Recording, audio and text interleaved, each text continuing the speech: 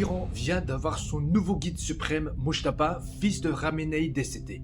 Le Moyen-Orient fait face à 3 nouveaux changements. Premier point, la riposte iranienne sera bien plus féroce. Mojtaba fait partie de la ligne dure. Son père et son épouse ont péri dans les frappes, mêlant haine nationale et vengeance personnelle. Lui-même est déjà prêt à se sacrifier à tout moment et à combattre jusqu'au bout. Le lendemain où le nouveau leader a été désigné, l'Iran a lancé 2 vagues de contre-attaque en mode full envoi, avec des missiles super lourds et ultra puissants. Le ministre des Affaires étrangères iranien a lâché cash.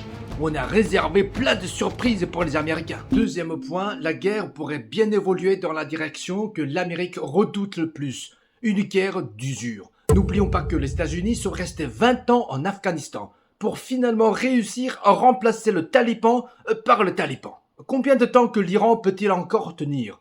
Personnellement, beaucoup plus longtemps que ne le prévoient les États-Unis. Selon les sources officielles iraniennes, les missiles utilisés actuellement datent pour la plupart qu'il y a une dizaine d'années et d'importants stocks restent à utiliser. Troisième point, une angoisse énorme pour l'Iran, probablement plus de solidarité et de haine pure.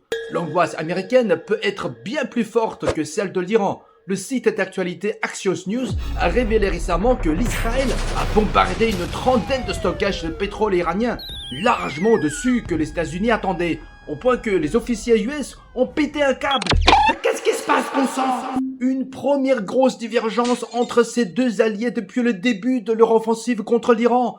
Si ça continue à chauffer, le prix du pétrole va exploser au plafond. Faut savoir que 2 dernières crises pétrolières dans l'histoire ont plongé l'économie américaine dans une grave récession. Trump a annoncé le 9 mars que les opérations militaires contre l'Iran allaient bientôt se terminer. Les US veulent se barrer ? Toi, t'en penses quoi ?